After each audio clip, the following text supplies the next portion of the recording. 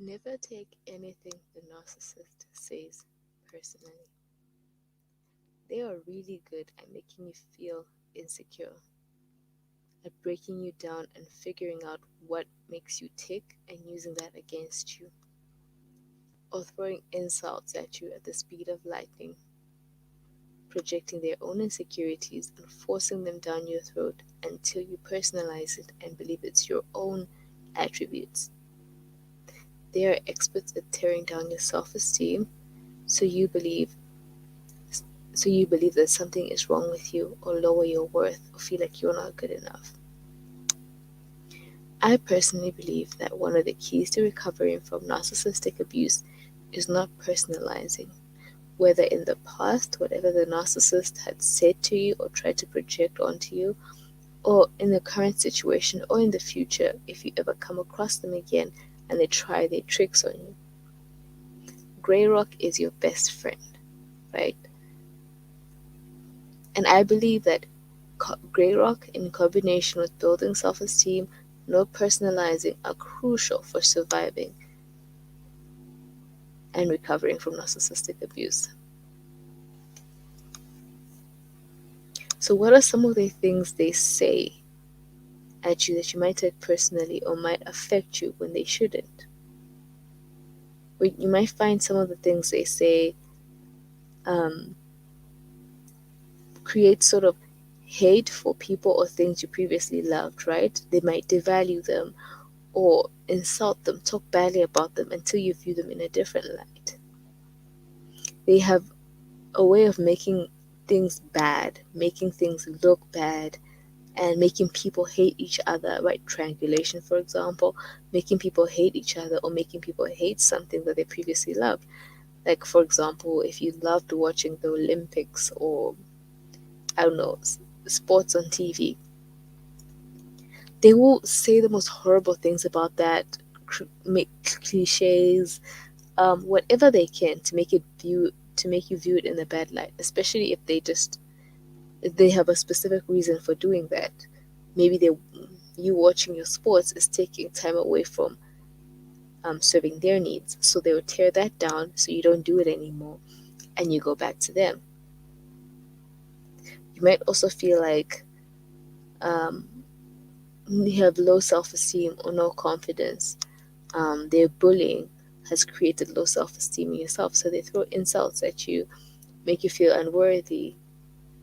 You might feel constantly feeling like you're hurt, or like, a verbal attack might occur at any moment and you feel defenseless against it. You might feel like no matter what you do or say, you can't get anything right. Nothing makes the narcissist happy. Nothing will ever make them happy. It's sort of like a helplessness, like a learned helplessness. It comes from constantly being ridiculed by the narcissist for even the tiniest thing until you feel like nothing you do is good enough.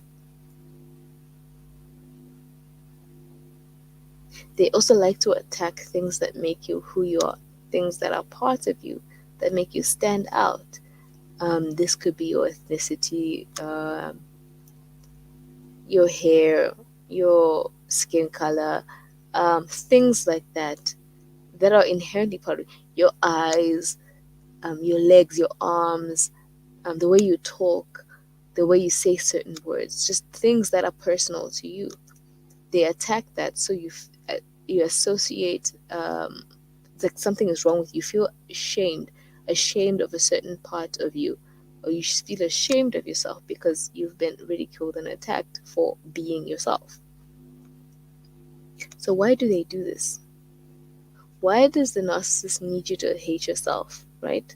And why is it important for you not to personalize anything they say? Because it is targeted to make you hate yourself.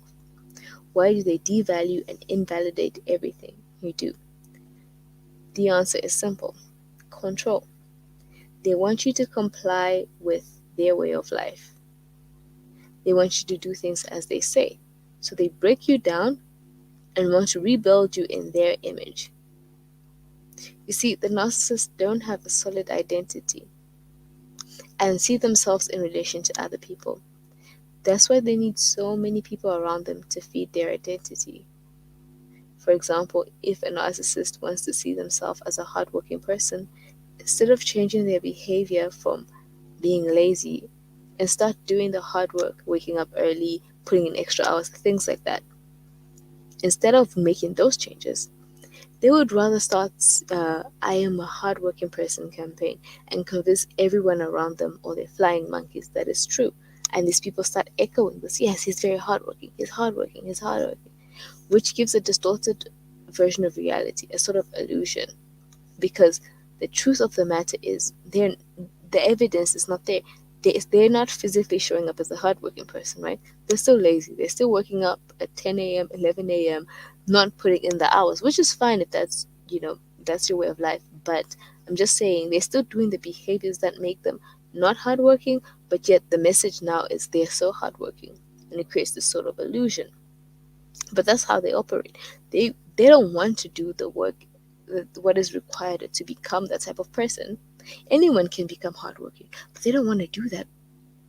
Instead, they would rather create the illusion that they're hardworking, get their flying monkeys to support that message, and then let that be a fact, let it be true. Now, in order for you to be the type of person who ignores reality and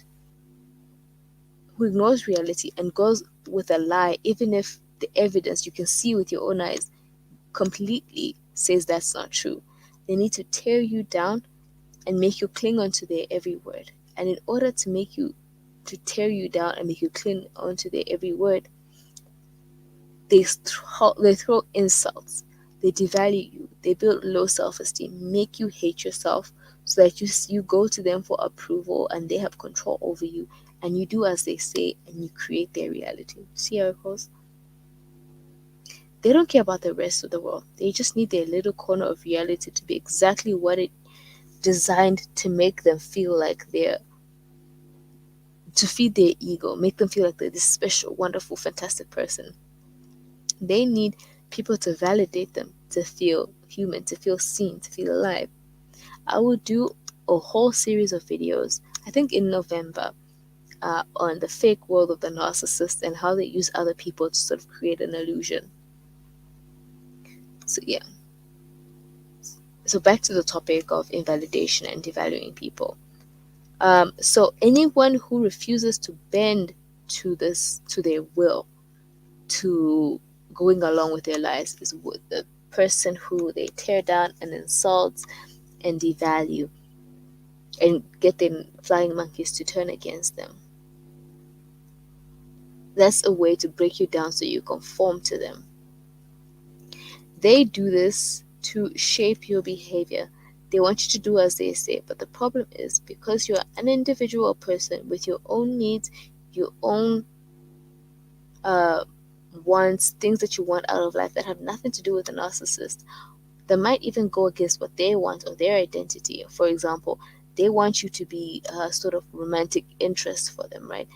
But let's say you are attracted to the opposite sex, or you're not interested in them, which might go against the role that they have cast for you in their life, the supporting role that makes you, the accessory to their life, that creates their false reality.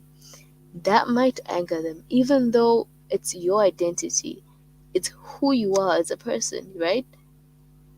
You might be gay, but to them it's some sort of offense because it doesn't conform to what they've said in their mind,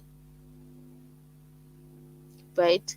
That's just an example, but not everything you do will make everyone happy. And the narcissist is bound to be upset by something you do or say, but they will shame you for it because they do not understand that people are not an extension of themselves, right? They will see it as a personal, you living your life will be seen as a personal attack on them. Like you're somehow attacking their version of reality. Why can't you just comply? Why can't you just go along with what we're saying? Why can't you just be this thing that I want you to be in my life? Why can't you just be that thing that I want you to be in my life? Why do you have to be your own person? You know what I mean? It's ridiculous, but that's the thinking behind it.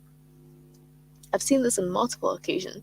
You having your own life, doing your own thing, and that doesn't comply with their identity or the role they've cast you in their lives is offensive to them.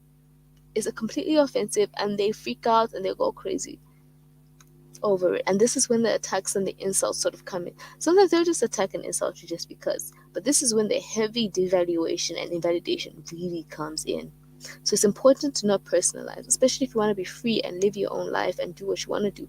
Do not personalize what they say. You have to know that behind this is just manipulation and gaslighting and all sorts of tactics to try to get you to comply with them.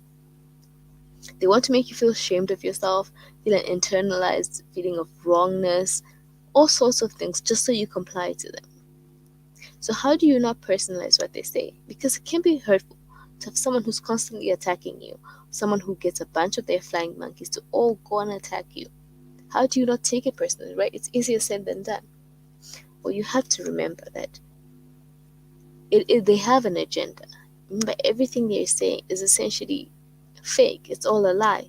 If they make fun of the way you walk, right, to try and make you feel ashamed, just remember that if you walked any different, let's say you walk fast, if you walked slower, they would still make fun of that because that's not the point. The point is not to make fun of what you do.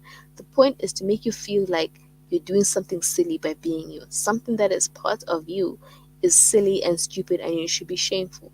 Because when you're in that shame, when you're in that self hate, then they can come in and control you.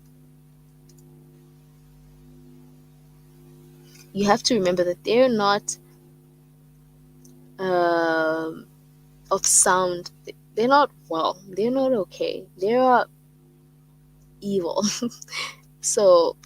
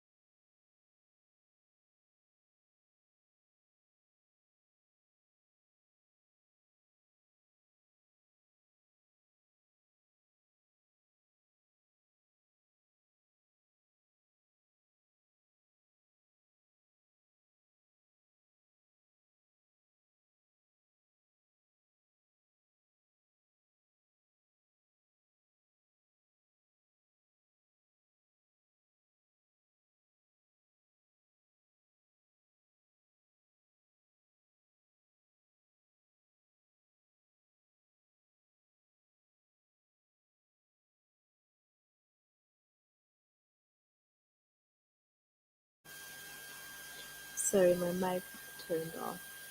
I really need to get a new mic because this keeps happening. Or I need to leave it charging for longer.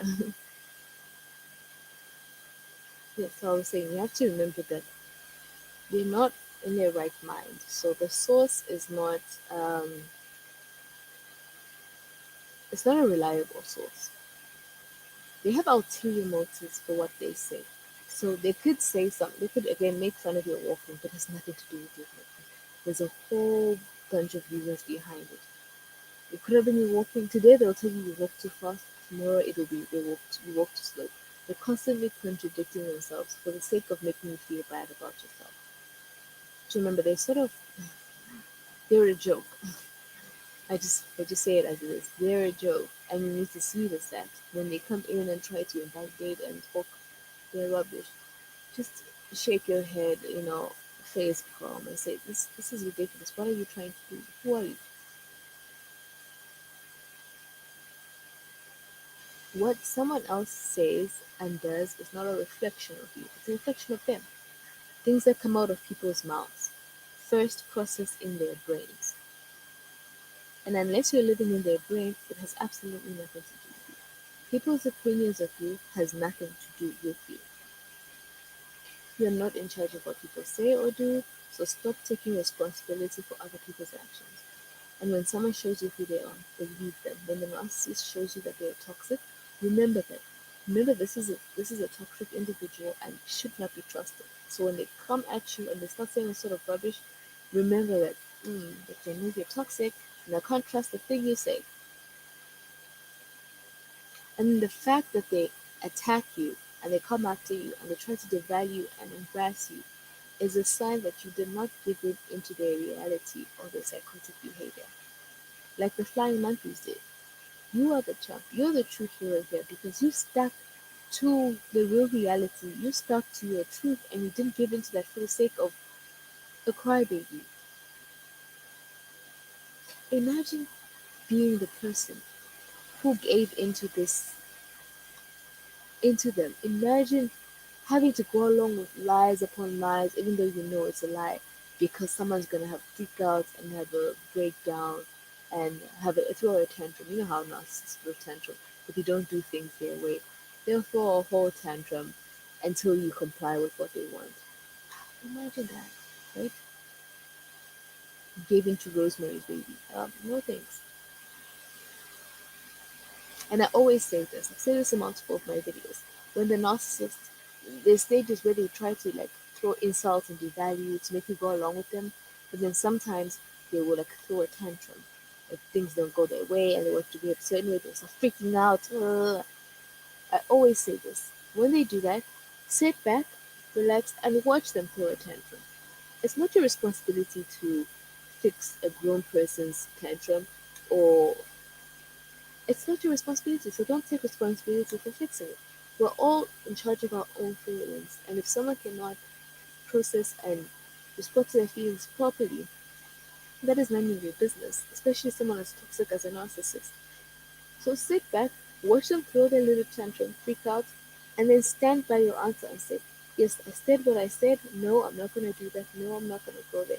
No, it's not my responsibility." And look the other way, and yeah, and I used to do this when I first tried this.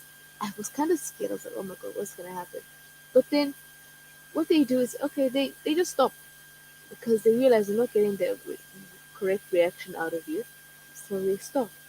They will try something else. They will go back to devaluing or try to, attack, throw insults. Again, don't personalize. When they throw a tantrum, don't take responsibility for it.